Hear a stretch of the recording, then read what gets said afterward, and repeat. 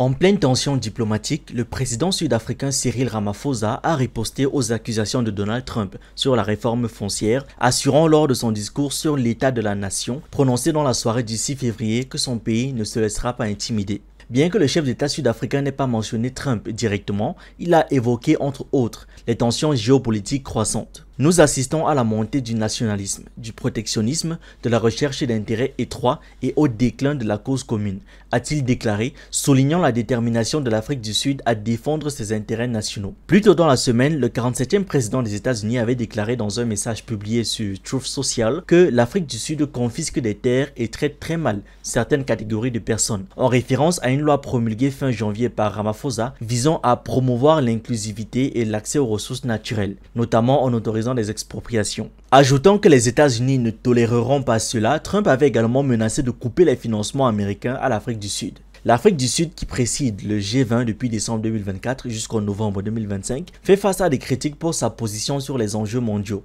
Le secrétaire d'État américain Marco Rubio a également critiqué le pays, annonçant le 5 février qu'il boycotterait le prochain sommet des ministres des Affaires étrangères du G20 à Johannesburg en raison de l'utilisation par l'Afrique du Sud de la plateforme du G20. Mon travail consiste à promouvoir les intérêts nationaux de l'Amérique et non à gaspiller l'argent des contribuables ou à encourager l'anti-américanisme, a-t-il déclaré sur X. La réunion des ministres des Affaires étrangères du G20 est prévue les 20 et 21 février dans la capitale économique de l'Afrique du Sud. Un rendez-vous qui s'inscrit dans la présidence sud-africaine du G20, à l'occasion de laquelle Cyril Ramaphosa entend mettre en avant les intérêts de l'Afrique et du Sud global sur la scène mondiale. Dans le même temps, les responsables de la communauté afrikaner, les descendants des colons européens, ont refusé la proposition de Donald Trump de quitter l'Afrique du Sud pour s'installer aux États-Unis en tant que réfugié, a rapporté le journal sud-africain IOL. Le chef d'État américain avait déclaré que les États-Unis faciliteraient la réinstallation des réfugiés africains fuyant la discrimination raciale soutenue par le gouvernement, y compris la confiscation des biens.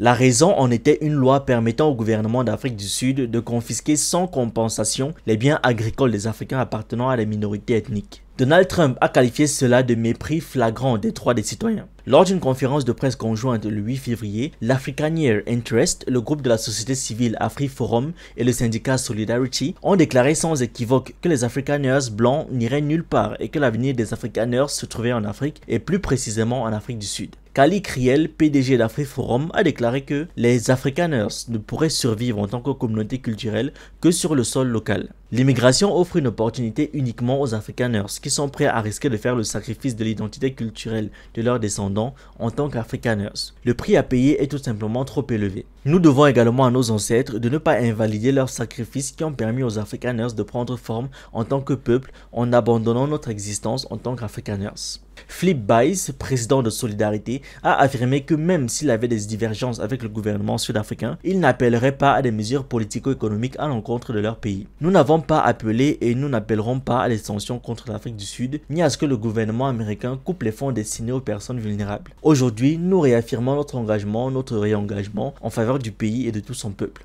Le 7 février, le président américain Donald Trump a décidé de cesser toute aide ou assistance à l'Afrique du Sud en raison de la violation des droits des Afrikaners et de la politique étrangère subversive qui constitue une menace pour la sécurité et les intérêts des États-Unis et de leurs alliés, selon un décret exécutif publié sur le site web de la Maison Blanche. Donald Trump a demandé à toutes les agences, y compris l'Agence pour le développement international, l'USAID, de cesser toute aide ou assistance à l'Afrique du Sud. D'après Associated Press, il s'agit d'une loi qui permet de saisir des terres si elles ne sont pas utilisées ou si leur redistribution est de l'intérêt public. Cette règle vise à corriger les erreurs commises dans le pays pendant l'apartheid, lorsque les terres étaient confisquées aux Noirs et qu'ils étaient relogés de force dans certains quartiers. Les Blancs représentent environ 7% des 62 millions d'habitants de l'Afrique du Sud, mais possèdent environ 70% des terres agricoles privées. Le gouvernement sud-africain affirme que cette inégalité doit être corrigée. Merci d'avoir regardé cette vidéo. N'oubliez pas de liker, de partager et de donner votre avis en commentaire. Vous pouvez aussi nous suivre sur nos différentes plateformes Facebook, YouTube, TikTok et surtout sur le réseau social africain d'Iba World, disponible sur Android et iOS. Pour ceux qui le souhaitent, vous pouvez aussi rejoindre notre communauté WhatsApp.